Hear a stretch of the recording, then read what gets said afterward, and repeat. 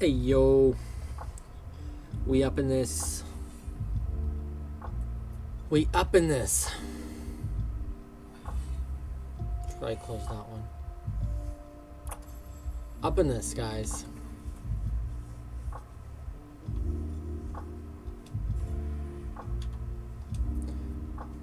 So, I just want to talk first quickly about Twitter, because it's a piece of shit.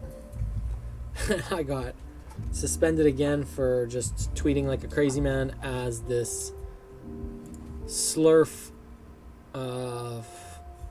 absolute extravaganza has happened, and it's taken the crypto markets by storm. I was there, and I have it documented on my main X, which again, it has been suspended.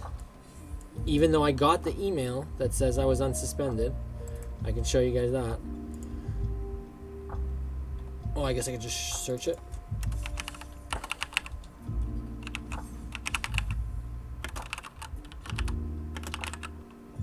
Oh, weird.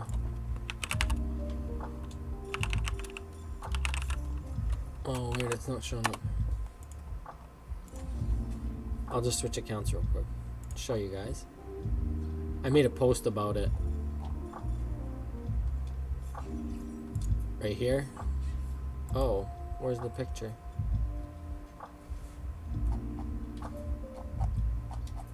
Maybe I didn't make a post about it. Whatever. Point being, my main's blocked, but I was here in the first hours of, well, first minutes really. Like, I watched this token go live, and it took me about 5 or 10 minutes to kind of clue in on what was actually happening. Oh, right, I have to go to profile, and then I can look through my stuff.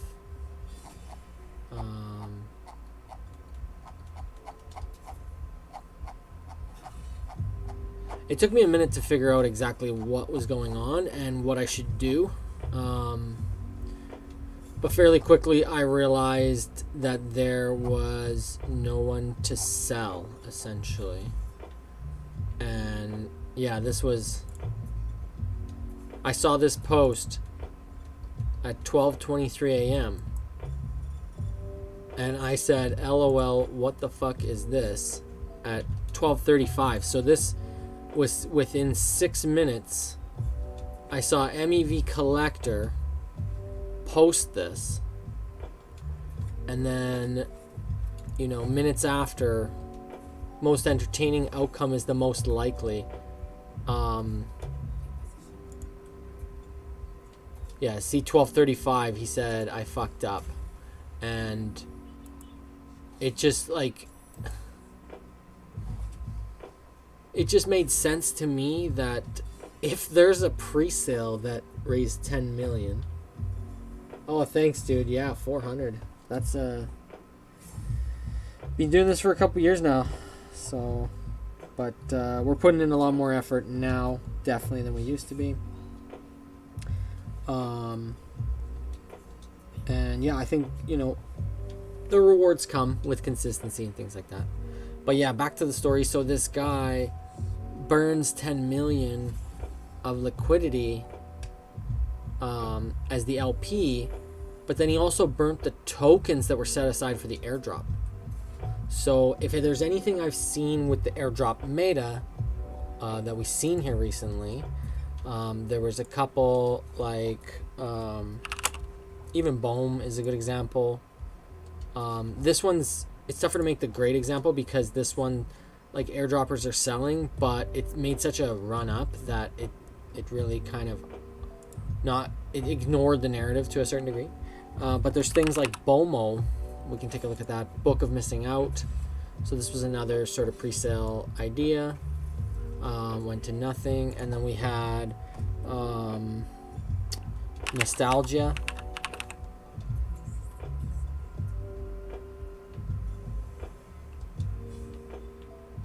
This is the one. So these high liquidity, right? Market cap's 4 mil, liquidity's 5 mil. Pre-sailers dumped, right?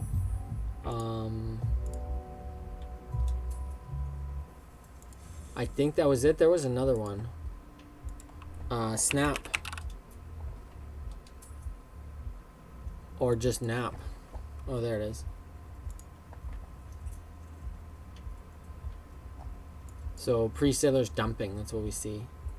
Now, can these types of tokens make a recovery? For sure, I think they can. You know, once the pre-sailers are really gassed out, I think this will take a while. This down part could take a while, but you know, after that, they still have pretty really what we could say here. Sorry, super liquid tokens, so whales can come jump in and out.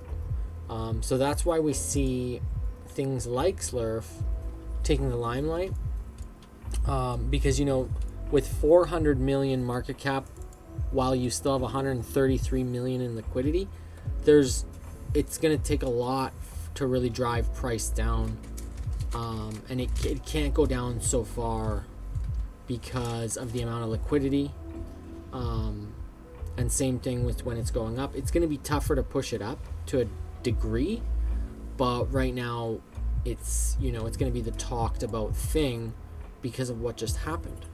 And I mean, there was Bloomberg articles, there was you know, all the media coverage, crypto Twitter was going bonkers, and then we see, like, you know, we see things. Let's see if we can filter this.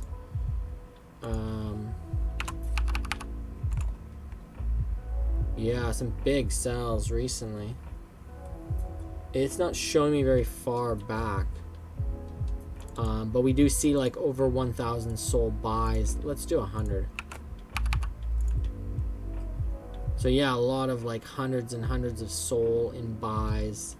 Lots of sells right now too, but we see like here, back here, see hundreds and thousands of sold buys in minutes. And I think that's part of it. Whoops. Part of it is, you know, a lot of these whales can manipulate price much easier with the size that they want to move price. But when you look at it over like a little bit longer time frame, it's still so early in the project. Like, this is the first 12 hours, next 12. This is 48 hours, not even. Yeah, we just started this candle, so I think there's still a lot of time to see kind of what plays out with Slerf. Again, it peaked up to the $1.30 mark and then based down around 30 cents, ran up again $1.50 mark. This was all within 24-hour span, which is absolutely wild. I mean, what is this candle? 63% candle in 1 hour. So you can see a lot of volume can come in very quickly with something like this, and it still hasn't listed on, you know, Binance or Coinbase or anything like that. So I think there's still a run up to happen. That's where we saw, you know, BOEM. I think continuation on BOEM was due to Binance listing very soon after. So I think kind of right here as it was starting to turn around or something, there was Binance listing announced, and then it ran up, or vice versa. It could have been saying the listing here, front runners, and then it listed and it ran up. Because yeah, once you can get on Binance, a lot of customers, a lot of liquidity on Binance. That's something to look at here, though. We see a 775 million market cap with 59 million liquidity, when on Slerf we have twice that almost in liquidity for half the market cap. So again, I think people might become pleasantly surprised. Wow, see wild price manipulation down. We saw that before right here, and then big runs up, right? Like it's really wrecking the longers and the shorters because it's already on perps everywhere. So let's check out what's going on the major guys here, because I've been gone for a little while, and it looks like, you know, we're making one of these sort of corrective waves up on BTC dominance, as well as a move up kind of around where we were targeting was this area, to watch for what's going to happen in this area. So I think maybe we bounce here, otherwise we could see you know, continuation to the downside for the US tethered dominance. See something like that, just to look for where for the upside we might see some stoppage. Won't move that. Yeah, it's tough to say, but like maybe that wick, maybe these highs. If we go on a 4 hour, we can see, yeah, it looks like it might continue on up, but it could stop again here. Yeah, it could stop again here. We'll see. But something to keep your eye on. You know, one thing to note is that we see things like the S&P continued on upwards today. It is looking a little like it's gassing up here. And then the VIX, I know we were looking at this. It's actually correcting down, which is good to see. But it is a little bit higher than where we want to be. So we'd like to see this kind of break. I think this underneath sort of trend.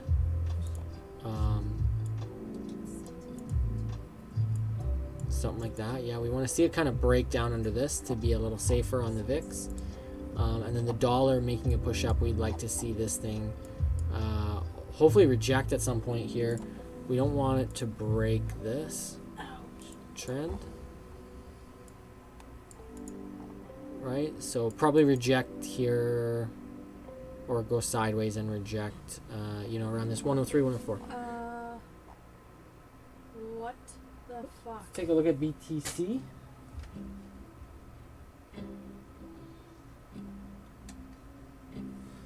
Let's take a look at BTC here. Where's our chart? There's our chart. So we were looking for continuation from this sort of area here. Well, I guess this sort of area here that we've already poked down below now, to retest sort of the 62K range, which is back over on top of this structure.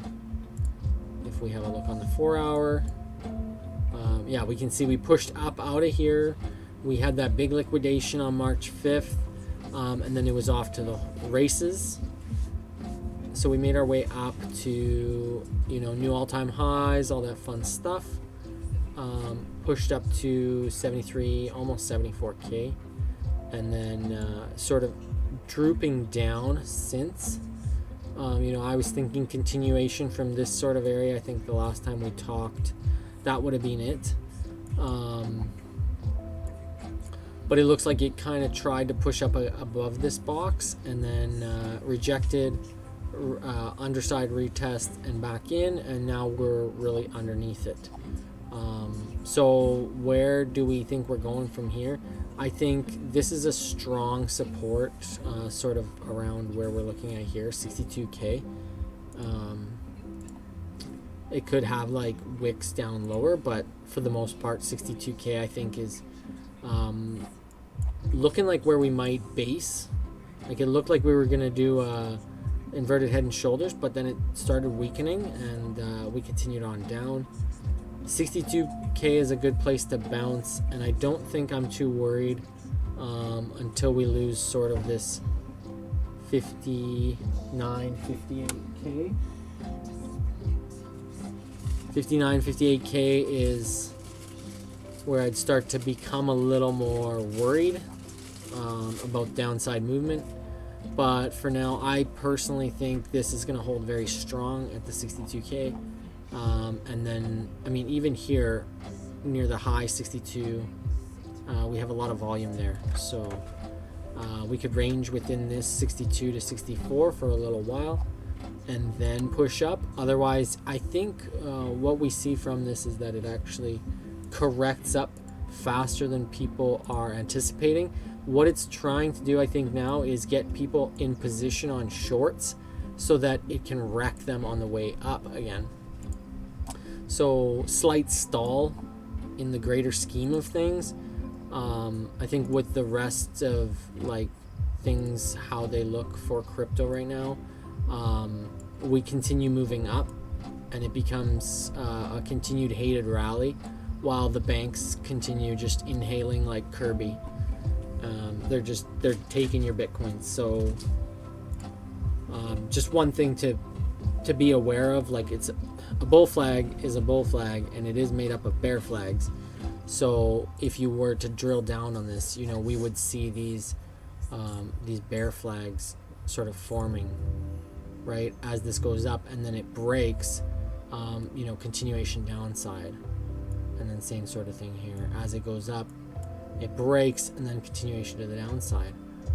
But inside those bear flags we do have bull flags, and it's just a matter of time. One of these bear flags actually breaks this bull flag structure, you know, and makes its way up, and then continues on upwards with the trend that we're in, which is overall still in an uptrend. You know, that's what we're looking at, I think, on Bitcoin. So let's just draw something out. I think something like that. That's sort of your like midterm action. You know, a less bullish always would be the just sideways chop solidation, and then you could have, you know, a bearish potentially, and then send down some more. Who knows? I'm not even gonna play that in the playbooks because I just don't think that's so likely. Let's see where this trend is that we are looking at here from. Oh, okay, so that's breaking above that.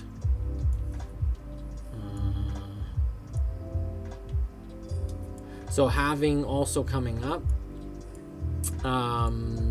this is something that's new though, so you basically have to throw out the rule books. Hey Phil, how's it going, man? You basically have to throw the rule books on this sort of new cycle, because if you're trying to use the old cycle playbooks, it's not going to work the same, considering we've already done something we never did before. So to a certain degree, like the market does rhyme, but it doesn't always repeat. So just keep that in mind, that these little things, these little flow changes that we see, it might not be a lot in the grander scheme of things. That, you know, the role is play the trend, and we're playing the uptrend right now. Until we have further confirmation of downside, I don't think we're in a downtrend. So definitely, like, you know, don't believe everything you hear out there. Speaking of out there, yeah, definitely follow my new Twitter out there, Andy Beanstalk. So I used to have this channel named Andy's Beanstalk Crypto, and I did rebrand Andy's Crypto Talk, and then my tag is still unfortunately that. So not a big deal though, I'm not too worried about it. You guys, you'll find me if you need me. ETH, we can take a look at that. See, like, this trend line kind of broken, not looking as good on ETH. But again, I think we don't want to see sort of these lows get lost by too much. It could just be gathering the liquidity from down here, 3168, 3200. I mean, we can see there was a strong bounce at 3200 up to the 3360 range. So I think maybe plays out around this for a little while.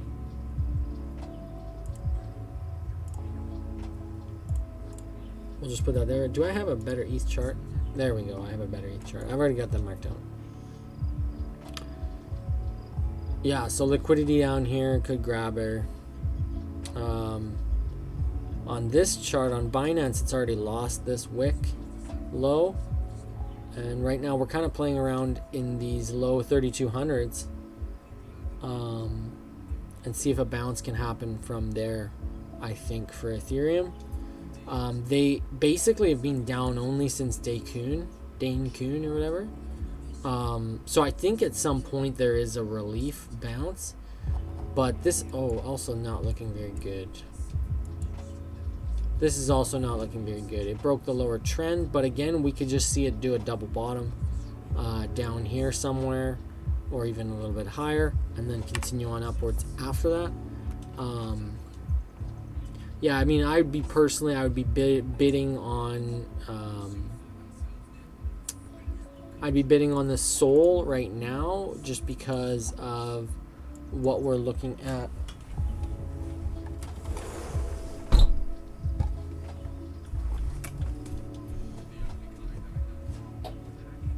I'm not sure where this is coming from.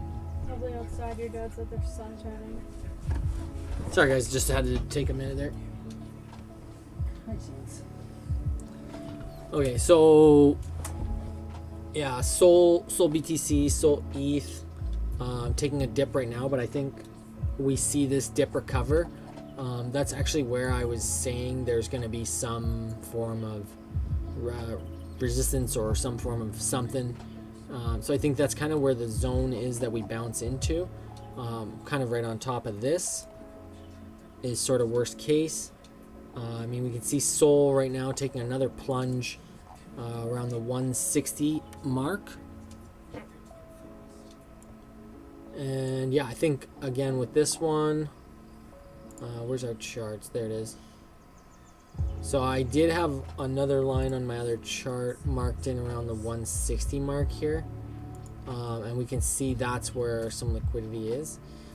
So I think at this point, like it's taking just a really corrective move to the downside, but it gets bought up very quickly is my observation of our catch-up play.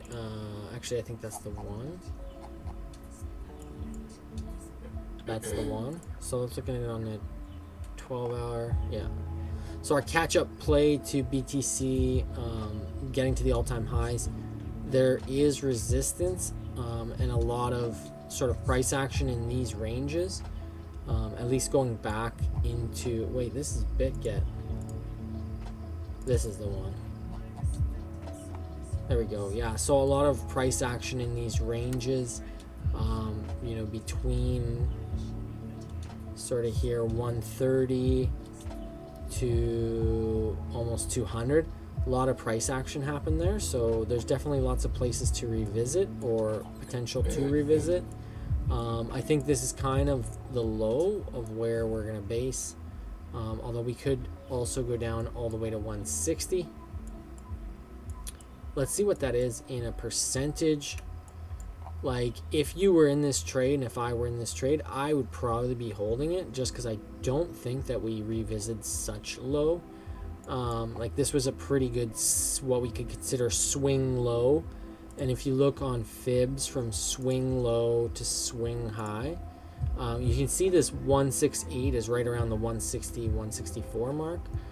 So there's a good potential to revisit those price areas.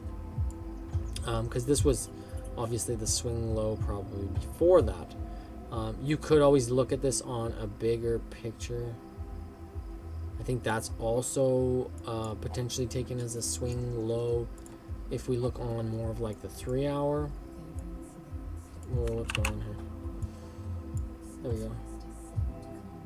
Yeah, tough to say like swing low or that swing low, because when this went up, it revisited fairly low there. So potentially this could be the swing low.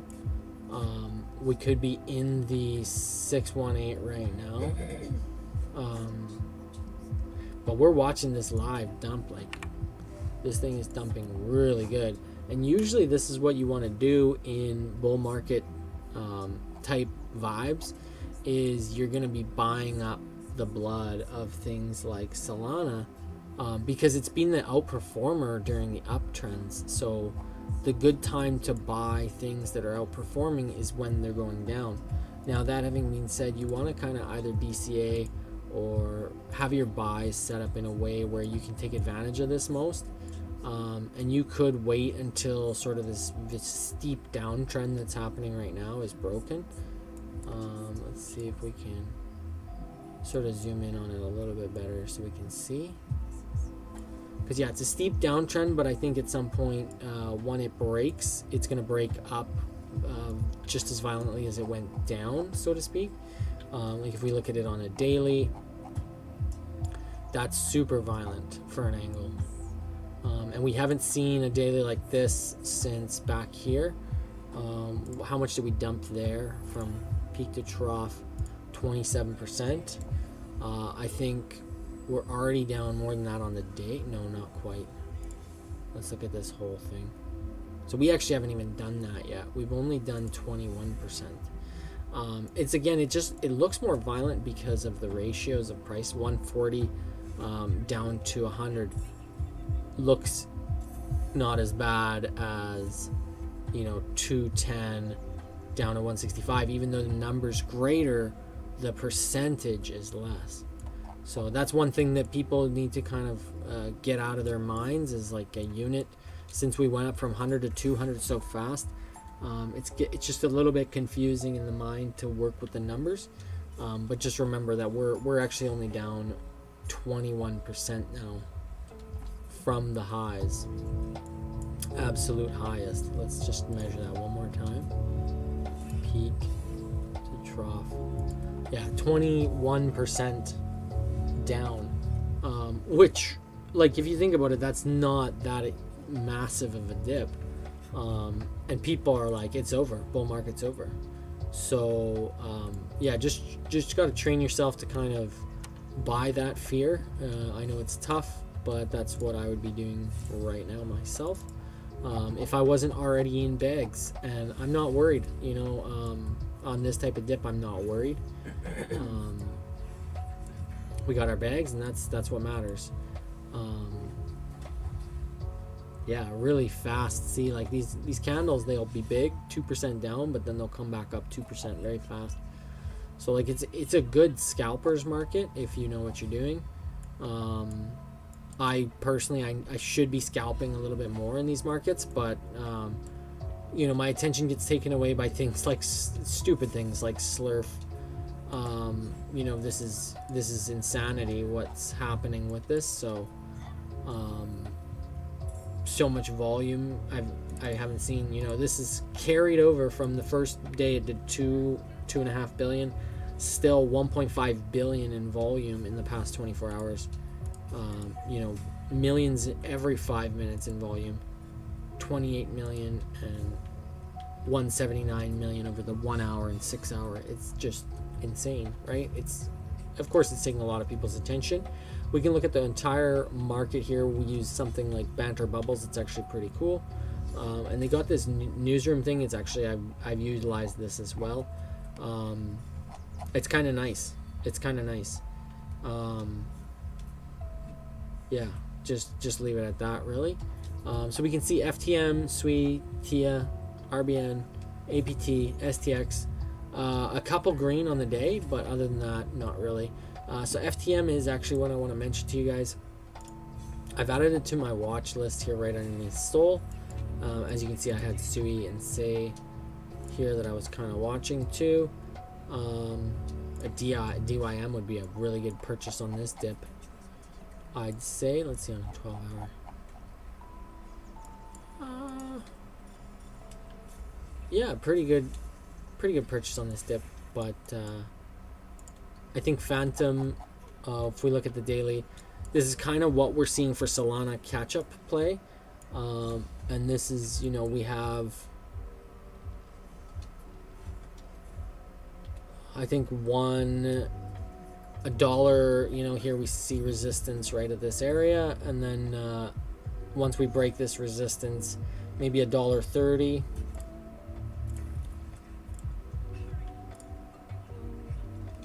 And then maybe $1.70. And then just keep kind of climbing up this to sort of all-time highs, which I'm not sure if it was 330. Let me add another exchange. ETM. Let's add Binance Spot. And let's put it up there.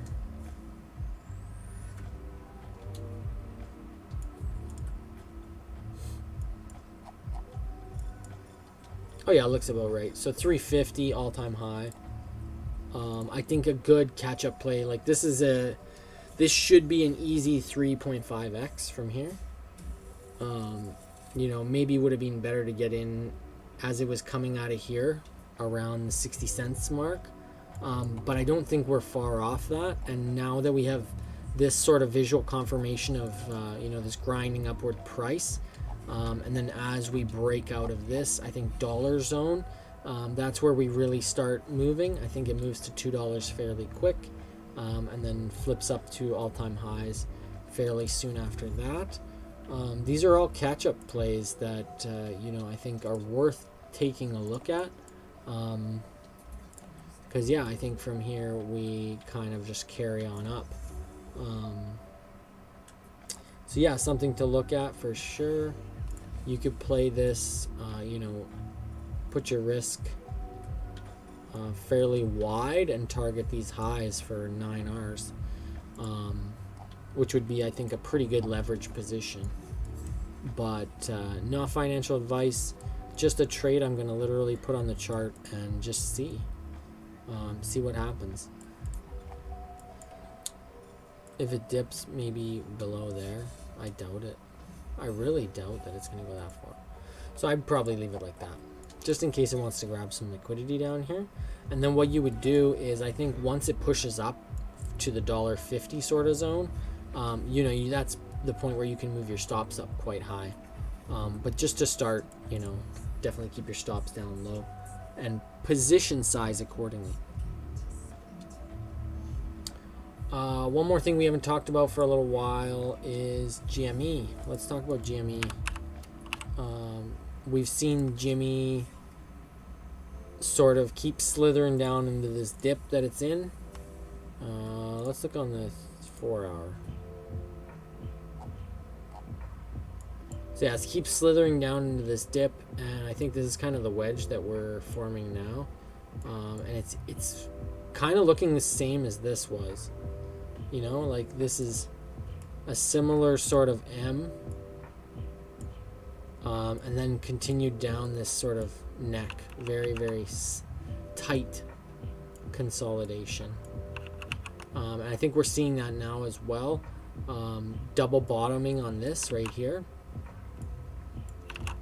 So I think from here, it really has nowhere to go but up. The community's still there, everybody's still there, everything's still great, hunky-dory. This actually went just a little bit lower, it looks like. That would have been kind of the dip to catch. And it looks like it 2B'd, so it really double bottomed right out of that. Let's have a look. Yeah, really big 10% candle out of that. It's now retested the down candle before the up move. This is a trader main reference. Right, we can see this guy retested, and we're pushing out of there now. So look, I think the narrative around GME is really like a cooker. It's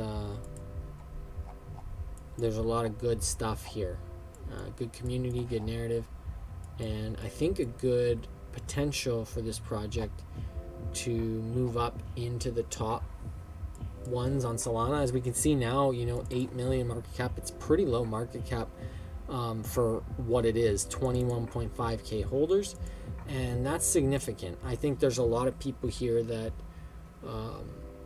have sold at a loss, but there's also a lot of people here that haven't sold.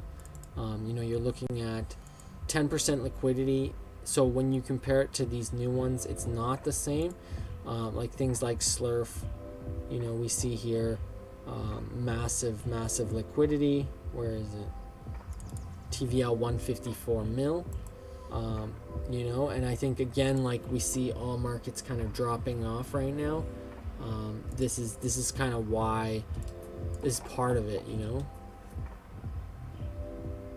Yeah, past 2 days really dipping down, and again with GME past few days really dipping down. But we'll see a recovery here. I think GME is really looking to squeeze out in the next couple days potentially.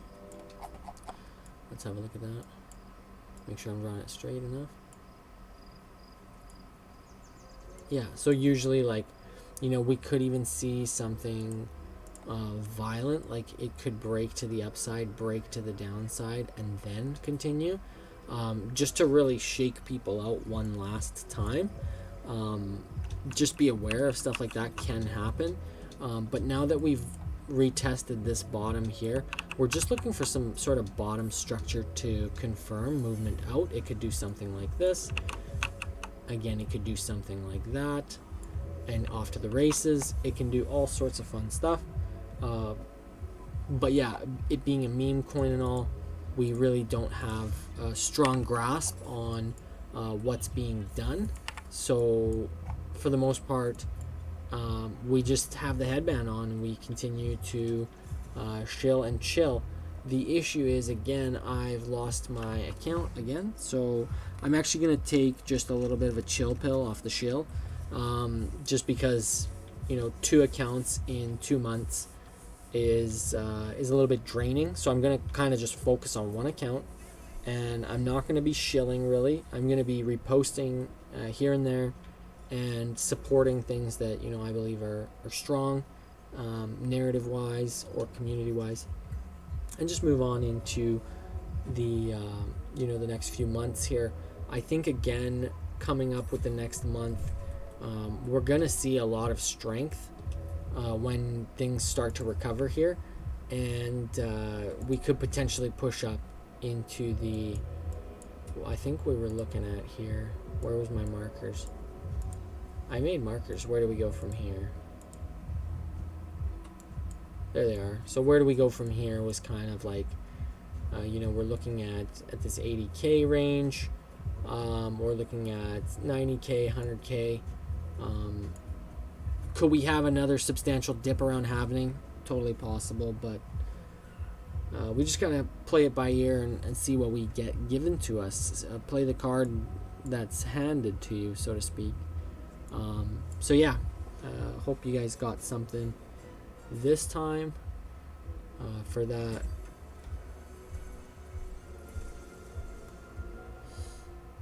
Yeah, for Andy's Crypto Talk, we'll talk to you guys next time. Bye.